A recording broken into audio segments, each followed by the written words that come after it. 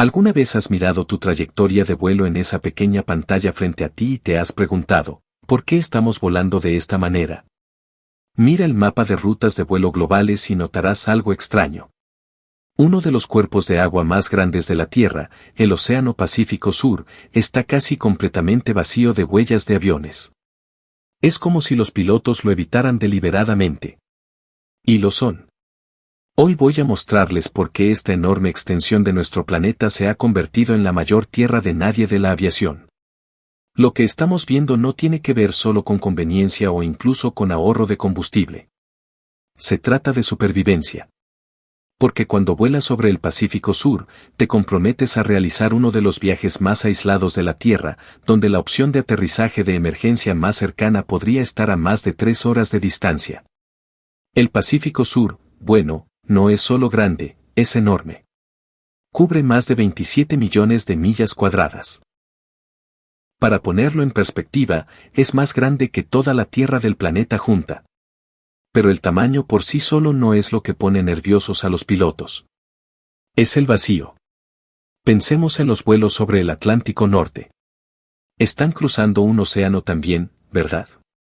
Pero el Atlántico Norte tiene una red bien establecida de aeropuertos en Canadá, Groenlandia, Islandia y las Islas Británicas. En ningún momento una aeronave se encuentra a más de 2 horas de opciones de aterrizaje de emergencia. El Pacífico Sur, esa es otra historia completamente distinta. Si vuelas de Sídney a Santiago, la ruta más corta te lleva directamente al corazón del Pacífico Sur. Pero hacerlo significa volar miles de kilómetros sin una sola opción de aterrizaje de emergencia adecuada. Y eso nos lleva a nuestra primera razón importante por la que los vuelos comerciales evitan el Pacífico Sur, ETOPS. ETOPS o ETOPS significa estándares de rendimiento de operaciones de 2 motores de rango extendido. Pero los pilotos tienen su propia definición no oficial. Los motores giran o los pasajeros nadan. Así es como funciona. Cada avión bimotor está certificado para volar una determinada distancia desde el aeropuerto adecuado más cercano. Esto se mide en minutos, no en millas. Porque lo que importa es cuánto tiempo puedes permanecer en el aire si falla un motor. Los primeros aviones bimotores solo estaban certificados para volar 60 minutos desde el aeropuerto más cercano. Eso apenas es suficiente para cruzar el Canal de la Mancha. Los aviones modernos actuales, como el Boeing 787 o el Airbus A350, pueden alcanzar hasta 370 minutos. Eso supone más de 6 horas con un solo motor. Pero incluso con esas clasificaciones extendidas, el Pacífico Sur presenta un desafío que lleva a ETOPS a sus límites. Quizás te preguntes, ¿qué pasa con los aviones de 4 motores como el Boeing 747 o el Airbus A380? No están restringidos por ETOPS, ¿verdad? Eso es técnicamente cierto. Los aviones de 4 motores pueden, teóricamente, volar en cualquier lugar. Pero aquí está la realidad. Incluso con 4 motores, ninguna aerolínea quiere estar a 2 horas de la pista más cercana cuando las cosas van mal. Y no son solo los fallos de motor los que nos preocupan. En la aviación moderna los fallos de motor son realmente extremadamente raros. Pero otras emergencias, como problemas médicos, incendios o pérdida de presión en la cabina, son críticas en términos de tiempo y requieren un aterrizaje inmediato. Si un pasajero sufre un infarto mientras navega por el Atlántico Norte, podrá desviarse a Islandia o Groenlandia. En el Pacífico Sur, sus opciones, bueno, son severamente limitadas. Eso nos lleva a un concepto de la aviación llamado el punto de no retorno. Al volar sobre vastos océanos, los pilotos calculan este punto, después del cual es realmente más rápido continuar hasta el destino y luego regresar al punto de partida. Cruza esta línea invisible sobre el Pacífico Sur y te comprometerás a horas de vuelo con redes de seguridad mínimas. Permítanme darles un ejemplo del mundo real que ilustra cuán desafiantes pueden ser estas grandes distancias. En agosto de 2010, el vuelo 74 de Qantas volaba de San Francisco a Sídney cuando uno de sus motores falló sobre el Océano Pacífico. El avión, un Boeing 747 de 4 motores, era perfectamente capaz de volar con seguridad con 3 motores. Pero el capitán tomó la decisión de regresar a San Francisco, aterrizando el avión sin problemas y salvando vidas valiosas. Este incidente resalta porque las aerolíneas prefieren rutas que mantengan los aviones a una distancia razonable de los aeropuertos de desvío, incluso si eso significa volar por una ruta menos directa. Ahora, hablemos de algo contraintuitivo. La distancia más corta entre dos puntos de un globo terráqueo no es la que parece en un mapa plano. Las aerolíneas siempre intentan volar lo que se llama una ruta de círculo máximo. El camino más corto entre dos puntos de una esfera. Por ejemplo, si tomas un vuelo de Nueva York a Tokio en un mapa plano, parece que debería volar directamente hacia el oeste a través del Pacífico, pero la ruta del círculo máximo en realidad lleva al avión sobre Alaska y hacia abajo a través de Siberia. Parece un desvío significativo en un mapa plano, pero en realidad es el camino más corto. Cuando aplicamos esto a las rutas del Pacífico Sur, sucede algo interesante. La ruta del Gran Círculo desde Sydney hasta Santiago. En realidad no atraviesa la parte más profunda del Pacífico Sur. Se curva hacia la Antártida. Esto es una suerte para la aviación porque significa que la ruta más corta también mantiene a los aviones más cerca de posibles sitios de aterrizaje de emergencia en Nueva Zelanda y el sur de Sudamérica. Pero incluso con esta ventaja geográfica, estas rutas todavía ponen a prueba los límites de la seguridad. El Pacífico Sur no está simplemente vacío. También es el hogar de algunos de los climas más impredecibles y severos del planeta. A diferencia de las áreas terrestres, donde hay miles de estaciones meteorológicas, estas proporcionan datos en tiempo real. En grandes extensiones del Pacífico Sur el monitoreo meteorológico es mínimo.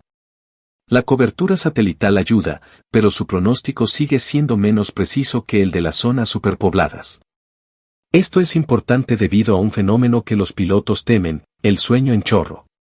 La corriente en chorro es una corriente de aire estrecha y de flujo rápido que se encuentra en la atmósfera. En el Pacífico Sur, pueden alcanzar velocidades superiores a 320 km por hora y crear turbulencias extremas.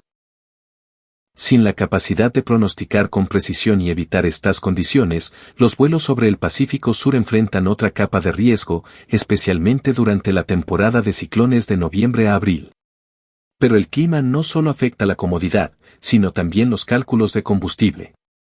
La planificación del combustible para vuelos transoceánicos es increíblemente precisa. Las aerolíneas calculan cuánto combustible se necesita para la ruta planificada, además de las reservas para patrones de espera, desvíos y vientos en contra inesperados. Al volar sobre el Pacífico Sur, estas reservas de combustible deben ser mucho mayores porque las distancias de desvío son mayores. Esto significa transportar más combustible, lo que añade peso, lo que a su vez requiere, incluso más combustible para transportar ese peso extra. Es un problema complejo que afecta directamente los resultados de una aerolínea. Un Boeing 787 completamente cargado de combustible que cruce el Pacífico Sur podría necesitar transportar entre 10 y 15 toneladas adicionales de combustible de contingencia, en comparación con una ruta de longitud similar en áreas con más opciones de desvío. Ese peso extra se traduce en aproximadamente entre $10.000 y $15.000 en costos adicionales de combustible por vuelo. Cuando las aerolíneas operan con márgenes de ganancia de solo el 5 al 15%, estos costos importan. Otro factor crítico es la cobertura del control del tráfico aéreo. Los espacios aéreos con mucha actividad, como los de América del Norte y Europa, tienen cobertura de radar superpuesta y comunicaciones de radio frecuentes. En las zonas remotas la historia es distinta. Las aeronaves a menudo están fuera del alcance del radar y se comunican mediante radio de alta frecuencia, que puede ser poco confiable, o comunicaciones satelitales. El Pacífico Sur tiene una cobertura particularmente escasa. Algunas partes tienen espacios en los que la posición de la aeronave solo se informa cada 30 minutos. La tecnología moderna está abordando este problema. El sistema de transmisión de vigilancia dependiente automática, ADS-B, permite que las aeronaves transmitan su posición a través de frecuencias de radio a otras aeronaves o estaciones terrestres, pero su implementación no es universal y el sistema no es infalible. Este desafío comunicacional añade otra razón por la que las aerolíneas prefieren rutas con mejor infraestructura. A pesar de estos desafíos, algunos vuelos cruzan partes del Pacífico Sur. Veamos las excepciones notables. LATAM Airlines opera vuelos desde Santiago a Sydney, Auckland a Santiago y Melbourne a Santiago, todos ellos con rutas cruzadas en el Pacífico Sur. Qantas y Air New Zealand también operan vuelos entre Australia o Nueva Zelanda y Sudamérica. Estas rutas están cuidadosamente planificadas para minimizar el riesgo. Se mantienen lo más cerca posible de las islas con capacidad de aterrizaje de emergencia y operan con aeronaves que tienen las calificaciones ETOPS más altas. Por ejemplo, Air New Zealand utiliza Boeing 7879 Dreamliners con calificaciones ETOPS de 330 minutos para su ruta de Auckland a Nueva York. Esas excepciones confirman la regla. Incluso cuando los vuelos comerciales cruzan el Pacífico Sur, lo hacen con cautela, con una planificación exhaustiva y utilizando los aviones más avanzados disponibles. A medida que mejora la tecnología aeronáutica, ¿veremos más vuelos cruzando el Pacífico Sur? Los aviones modernos como el Boeing 787 y el Airbus A350 son más fiables que nunca. Los fallos de motor son cada vez más raros. El seguimiento por satélite proporciona mejores datos de posición. Un pronóstico meteorológico que también sigue mejorando. Pero aún persisten algunos desafíos fundamentales. En primer lugar, las grandes distancias entre los lugares de aterrizaje de emergencia no cambiarán. En segundo lugar, las emergencias médicas siempre requerirán aterrizajes rápidos. En tercer lugar, las perspectivas económicas para transportar combustible adicional para contingencias siguen siendo desfavorables. Hay también otro factor, las preocupaciones medioambientales.